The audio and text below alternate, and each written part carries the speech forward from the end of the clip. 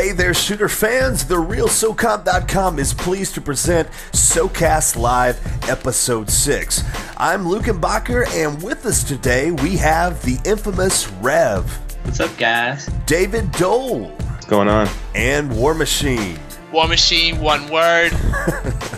You know, in this week, we're going to talk about the future of SOCOM. We're going to dive into some features, specifically that we like and would like to see in the next SOCOM, some gameplay experiences, and some comparisons between some of the most recent SOCOMs that have come out as opposed to the ones that were released on the PlayStation 2. And I guess we'll start with you, Rev. What are some features that you would like to see in the next SOCOM? Well, I mean, I could, if I really wanted to, just go back to my old post I made a long time ago on SOCOM.com about SOCOM for a competitive player's point of view. We could just read off that right there, and that'd be my answer. But I mean, there's a lot of just basic features that pretty much that were in SOCOM 4 and SOCOM Confrontation that honestly, like I was just talking about this with a couple guys the other day, and I think that if we're going to compare Confrontation and SOCOM 4 and what features should belong and shouldn't, I think SOCOM Confrontation actually is a lot closer to what we really wanted. And if we were to take a few features of that out and get some tweaking going and throw some more classic features in there that they left out, I really think that could have been like a way better SOCOM, in my opinion. Yeah, if that game was like 2 times or 5 times the speed it is right now, it would be pretty close, I think. Well, that and the weapon specializations have ruined it. Right. Well, especially in Confrontation when they added the whole weapon specialization to that, I hated that so much. If that should be gone from the beginning. Well, you brought up a good point. What is it on a direct comparison between Confrontation and SOCOM 4? You know, 2 SOCOMs on the PS3. That what makes Confrontation better? Like in your eyes, as opposed to SOCOM 4, because SOCOM 4 has that character movement and that speed. It has some classic maps. What are the differences that you guys like? SOCOM 4's actual, like, the feel of the engine that Zipper used, the mag engine, I think it didn't feel anything like what a SOCOM should feel like. It felt like gravity. There was, like, no gravity. It felt like you're in space and you could just float around half the time. They were just, like, toning it down compared to Confrontation, to where it was more, like, along the lines. Like, actually, Confrontation, in a way, felt like a little bit more heavier. Like, you're pulled down more to, like, the ground, like when you're running around and jumping. Compared to, I think if there was a medium between like the mag engines, like, you know, gravity between, or, you know, Confrontations, that would have been a perfect feel. But if you're going to compare the two, then Confrontation had a much better, just the way the engine felt and the physics, Confrontation was better. You know, honestly, to me on Confrontation, like, I know the character movement's slow, but what does it for me is the hip fire. I've got pretty accurate hip fire. I don't have to have an L1, you know, zoom in or any of that stuff. I don't have to use OTS at any given time. I have the option to turn that off and use classic view. I got a good camera view, and I have lobbies.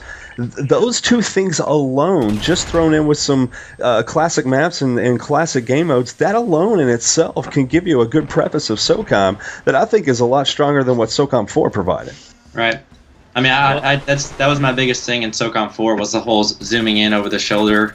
That killed it for me. For people, like, it seemed like everybody had to do that. There was a point. It's been so long now, but, like, you know, in and out of patches where it was just like, oh, you need to zoom in now, and then, like, oh, you don't have to, and then people started figuring out, like, certain patches you could zoom in and you'd be fine, certain patches you had to. That just got old for me, and it was annoying.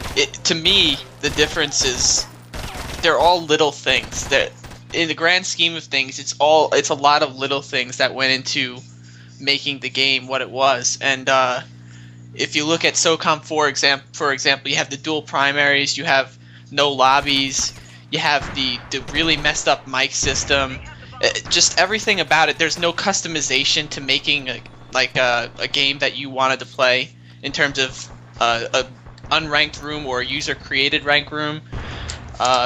There's also the clan support is really horrendous, and the whole specialization thing, not specialization, but you have to, like, rank up and mod up your guns. To me, I always thought that it was a great thing about SOCOM 1 and 2 was that you just started with all the guns unlocked and all the attachments unlocked. and everybody was at the same playing field. So then when it really came down to it in the game, the whole game was just about teamwork and just winning the game and getting kills and stuff. It didn't boil down to who has a better gun, who has to unlock this, who has to do this. It's just, we're going to play and we're going to try to win and just have a good time. And it doesn't even add anything to the game, having unlockable attachments. Well, and I think also, instead of trying to funnel the online gameplay and servers into certain channels that the developer or the publisher or whatever that they think is what everybody wants, they just need to leave it more open. With the lobbies and being able to make custom rooms, whether they're ranked or unranked. I prefer ranked, but even if they're unranked, that ability to be able to customize any SOCOM world that you or your squad or your clan needs at any given time for any given reason. And that was one great thing about SOCOM. Not only did you have ultimate freedom with your character and how, unlimited tactics and teamwork, and that's why these, anyways, we could go on and on about that, but it was about the online servers themselves having that ultimate freedom and being able to do whatever you needed your clan to, perform at any given time. And I think that is essential to SOCOM. Well, at the same time, I don't know if you just said this or not, but did you say something about ranked, unranked rooms? Because that was always a huge issue with me going into SOCOM 3 when they added that in. That was something that kind of took away like the whole feeling of like what lobbies were all about. Yeah, it should just all be ranked. It should be all ranked, or just all kept in one, because it just felt completely different switching over to SOCOM 3 and all these people like oh well, this is a ranked room, so I'm going to try my ass off. This is an unranked room. I don't give a shit what you do to me. Just people making excuses. And I think, honestly, the whole ranked, unranked kind of it kind of contributed to the whole voting out big issue that came later on in Confrontation. And even it didn't really happen as much in SOCOM 3, but I think it led to it eventually in SOCOM Confrontation. It should be all ranked or respawn. Respawn is your unranked kind of play, but if you're playing in regular games, it should just all be ranked. I mean, dude, Respawn was not meant to be played as SOCOM's focus. It's meant to be used to get on and play a couple games if you need to, just to warm up or just to have fun or just do whatever. That was your warm up, and then your round base was SOCOM. That's what you actually played. Yeah, and something else that's actually just mentioned in the chat. A Sniper of Death mentioned having maps tailored to one style of game mode. I think that's something huge that was not SOCOM 4, the maps, even though I think they mentioned at some point that these maps were designed around one mode, they got to be lying, because it didn't feel like it at all. The maps are wide open with hardly any choke points. I mean, they're designed around any game mode, including suppression or elimination, no matter what you're playing. You can play that style, that defensive maneuvers, and it works across the board. And it turns into the saturated, campy, snooze, boring gameplay. And then you throw in the cover system, and I mean, nobody can do anything. I mean, it's just wide open 360 shots from wherever you're at. That's not designed around a game mode to me at all. No. That's designed around trying to make foliage and artifacts make a map look pretty, and really taken away from what the flow of a map is, and the spawn timings and how those maps really play out over a long period of time. I still think that the maps in general, if we're just going to get general with the maps, I think that SOCOM 4s were just totally, I don't think they were built anything like the old school maps were at all.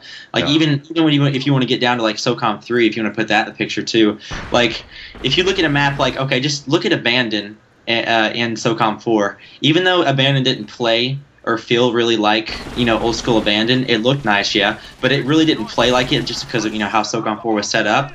It still had just look at that map and then go look at another map from SOCOM 4 that wasn't an old school. It looks completely different on how everything's set up, how the pathways and the different areas of the maps that were cut off and shit. It wasn't why. I mean, it was open. Abandon has a lot of open areas, but it's also closed off into huge different areas. You know what I'm saying? Yeah, it's still better than the rest. With SOCOM 4, a lot of the maps they're just kind of big squares, and then they throw a bunch of shit in them. And whereas maps like Abandon, the terrain is built up in it. That's what makes that map. It's designed around Respawn, and I think that's a big problem. It's almost that, we say we get a mag feel. Well, mag was kind of wide open and allowed space for very large squads at a time battling it out in certain sections, and I think SOCOM 4 kind of had that same feel.